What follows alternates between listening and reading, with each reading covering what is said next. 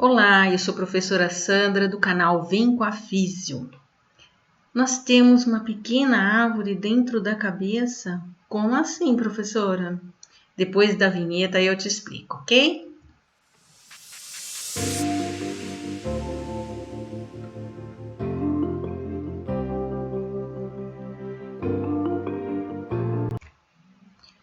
Hoje a nossa aula é sobre o cerebelo. A palavra cerebelo quer dizer pequeno cérebro.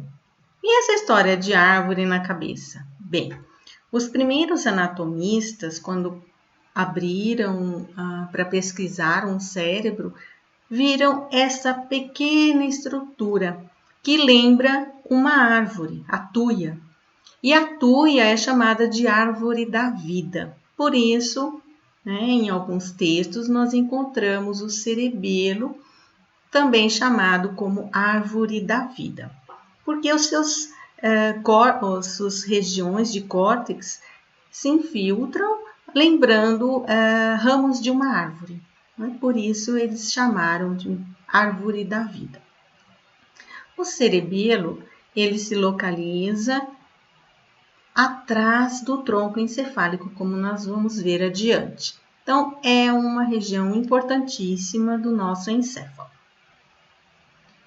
É um órgão do sistema nervoso suprassegmentar, então acima dos segmentos da medula, por exemplo, e ele corresponde a 10% de todo o volume do nosso encéfalo. Então, é uma massa considerável com grande importância.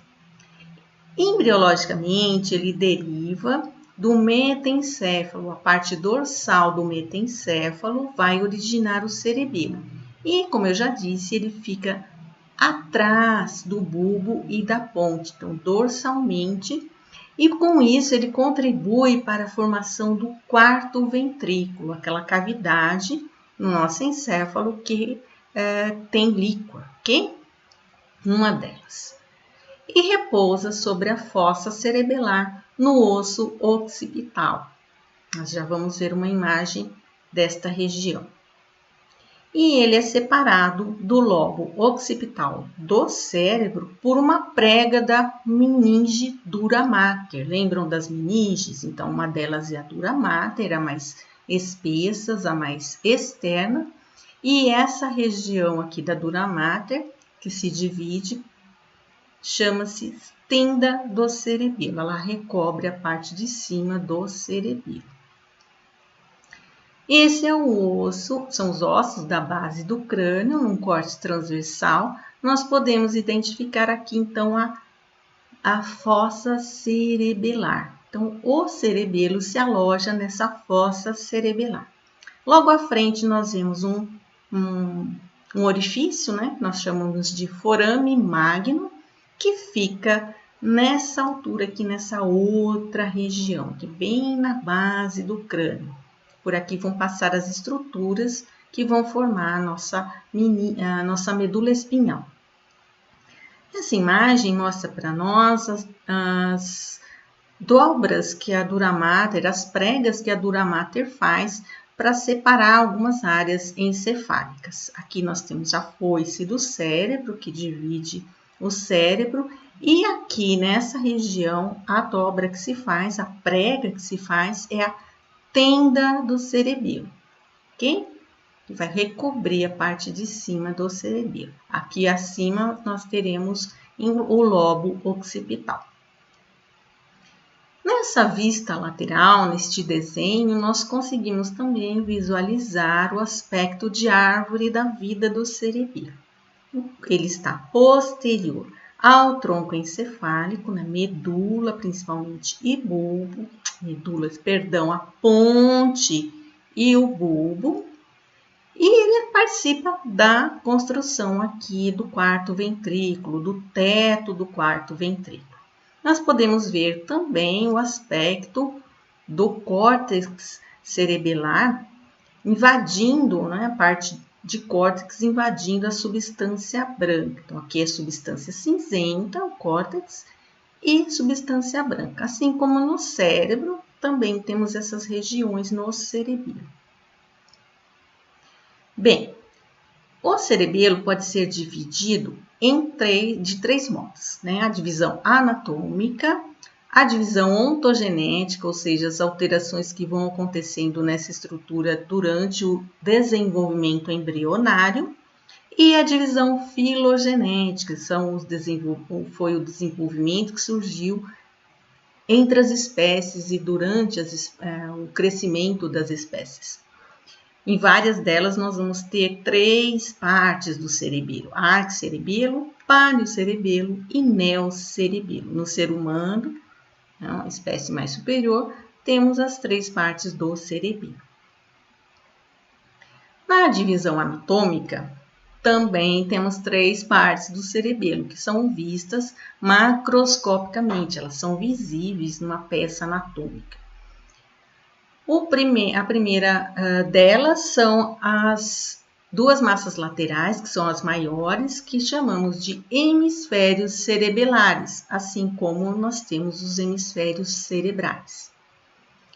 Uma parte mais mediana, que liga esses dois hemisférios cerebelares, se chama vermes. Quem nomeou essa estrutura achou que ela é parecida com o verme e deu o nome de vermes para essa região. E a terceira é uma pequena estrutura na linha média, que fica na parte anterior do cerebelo e mais inferiormente, na parte de baixo do cerebelo, que chamamos de lobo flóculo nodular. Então, anatomicamente, ele é dividido nessas três partes.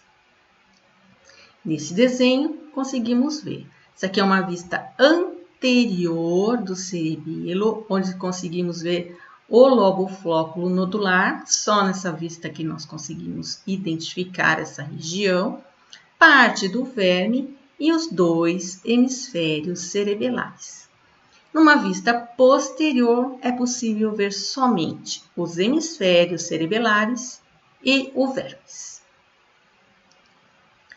A divisão ontogenética também nomeia o cerebelo em três partes em lobos, né? Além do lobo flóculo nodular, como nós já vimos, né? Tem a nomenclatura de lobo anterior, que fica situado anteriormente a uma fissura conhecida como fissura primária ou prima, ou seja, é uma linha de divisão dessas regiões do cerebelo. E o lobo posterior, que fica entre a fissura prima ou primária e a fissura posterolateral do cerebelo. Então, são divisões diferentes que vão surgindo no desenvolvimento embrionário do ser humano. Cada uma delas também tem uma parte do vermes e uma parte hemisférica. Nessa vista superodorsal do cerebelo, ou seja, você retira o cerebelo do encéfalo e olha ele por cima e por trás, é essa visão que nós temos, podendo ser visto o lobo anterior e o lobo posterior. E aqui a fissura prima ou primária, dividindo esses dois lobos. Numa peça, essa fissura é bem evidente, ela é mais profunda, por isso nós conseguimos identificar essas duas regiões.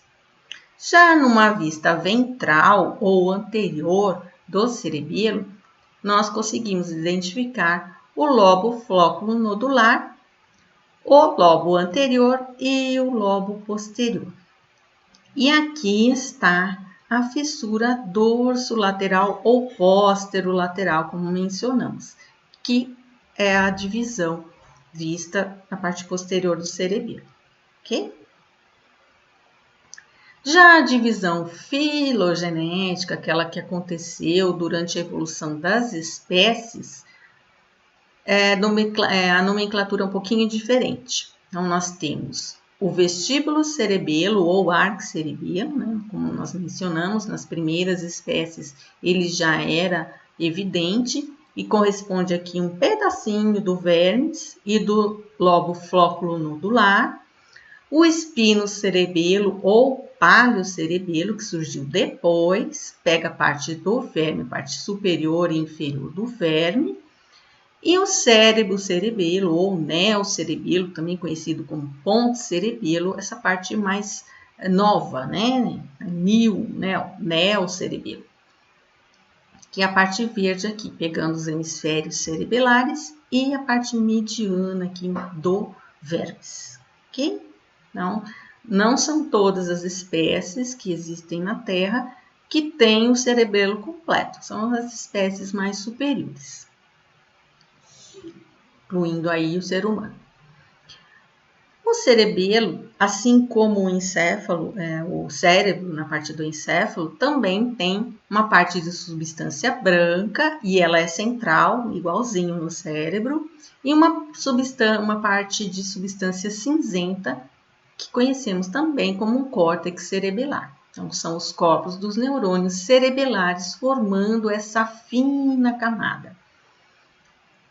No interior da substância branca, importante lembrar que existem agrupamentos de corpos de neurônios, aos quais nós chamamos de núcleos. São os núcleos cerebelares, substância cinzenta, ok? São 4 grupos, né, pares de núcleos distribuídos nos hemisférios. Nós temos o núcleo denteado, o fastigial, o emboliforme e o globoso. Esses dois também são conhecidos como núcleo interpósito. Em alguns textos vocês vão encontrar este nome. Nessa figura nós conseguimos identificar esses núcleos. Então, aqui tem o córtex cerebelar e os núcleos misturados ali junto com a substância branca, que são os axônios desses neurônios cerebelares. Então, o denteado, os globosos aqui, o fastigial e o emboliforme. Esses dois a gente viu que pode ser chamado também de interpósito, ok? Ops. Vamos à frente. Quais as ligações que o cerebelo tem? Com quem ele se liga? Bom, ele se liga com o mesencéfalo e a ponte, com o bulbo e a medula espinhal, através de fibras que se organizam e nós chamamos de pedúnculos. Então, através dos pedúnculos cerebelares, o cerebelo se liga com o mesencéfalo através do superior, com a ponte através do médio, respectivamente aqui. E através do pedúnculo cerebelar inferior, ele vai se ligar com o bulbo e com a medula espinhal. Nessa figura fica mais claro para nós entender essas ligações. São fibras, são axônios de neurônios que advêm dessas regiões do encéfalo para se ligar principalmente com os núcleos do cerebelo diretamente e também com o córtex cerebelar. Então, aqui nós temos nessa figura um corte numa vista lateral. O pedúnculo cerebelar superior, o médio e aqui o inferior. O inferior ligando com o bulbo e a medula espinhal, o médio com a ponte e o superior com o mesencéfalo, que está acima da ponte. Esses núcleos, eles têm funções diferentes, agrupamentos de células diferentes, assim como o córtex cerebelar também tem seus próprios neurônios, né? Nas camadas, as várias camadas aqui do córtex têm tipos celulares diferentes, que vão dar as funções que já são conhecidas, algumas de muito tempo, as funções do cerebelo, e outras novas que nós vamos ver já já. Então, já sabe, por muito tempo se considera o cerebelo como uma estrutura responsável apenas com função motora, né? Com as funções, até indiretamente com funções motoras, inconscientemente com funções motoras. Hoje já se sabe que não é bem assim.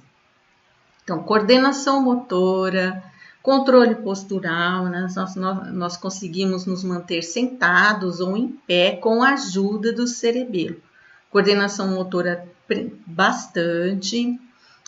Seleção adequada de movimentos para o controle motor. Então, para executar uma tarefa, uma atividade motora, de movimento, o cerebelo contribui muito. Ele seleciona quais os grupos musculares vão ser acionados numa sequência adequada de movimentos, de contração muscular. Regula o tônus muscular também para essas atividades, se precisa aumentar o tônus, se precisa diminuir o tônus muscular, que é o grau de tensão, de contração do músculo. Ele participa de tudo isso. Participa também do aprendizado motor, conforme a criança está se desenvolvendo, tem grande participação do cerebelo para todo o aprendizado motor, nas conquistas dos atos motores, né? E agora, o que é mais novidade, é que ele tem participação também na nossa cognição, motivação e emoções. Como se descobriu isso? Através de pesquisas nas células granulosas, nas camadas do córtex cerebral. Essas células são os menores neurônios que existem no nosso corpo. São cerca de 60 bilhões no ser humano. E antes não existia técnica para saber exatamente como elas funcionavam, essas células. Hoje, alguns pesquisadores já descobriram, né, através de técnicas específicas, como elas funcionam. E a relação delas no cerebelo com áreas de cognição, de emoção, de motivação do encéfalo. Então, outras áreas, córtex pré-frontal, córtex frontal, onde não se sabia que existia essa relação. Hoje já se sabe que existe. E aqui nessa figura nós temos a divisão funcional. Então, quais áreas fazem o que, né, no cerebelo? Em rosa aqui, a regulação do tônus muscular e coordenação motora, então parte dos hemisférios e do vermes aqui. Coordenação de movimentos voluntários, aquele movimento que você quer fazer, né? Pensa para fazer ou automaticamente faz, mas é um movimento voluntário em azul, então também parte de hemisfério e vermes. E essa região mais antiga do cerebelo, em verde, o flóculo nodular, o lobo flóculo nodular, e parte do vermes é responsável pelo equilíbrio postural e movimentos oculares. Então, vestíbulo, cerebelo, nessas outras divisões, né, que a gente já viu, em verde, espino cerebelo, em rosa, e cérebro cerebelo, ou neocerebelo, em azul. Então, essa região aqui, quando os indivíduos já têm controle maior sobre seus movimentos, quando nós podemos selecionar e escolher o movimento que nós vamos fazer, começou a surgir essa estrutura aqui funcional do cerebelo, ok?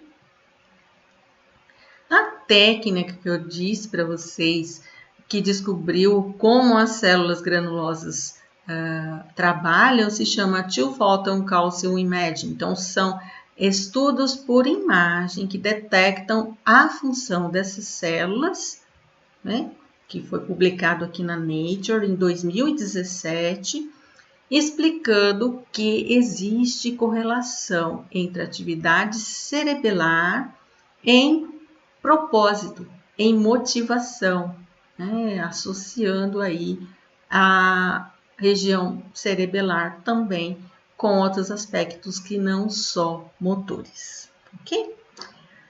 Bom, esse é um pouco assim do que nós conhecemos sobre o cerebelo. Há muita coisa ainda para relacionar com essa nova técnica e descobrir muito mais, para poder também tratar afecções, por exemplo, como esquizofrenia, transtornos do espectro autista, transtornos também de hiperatividade, que nós temos, né, transtornos do humor, que tem relação com o cerebelo. Há muita coisa para pesquisar ainda, pessoal, ok?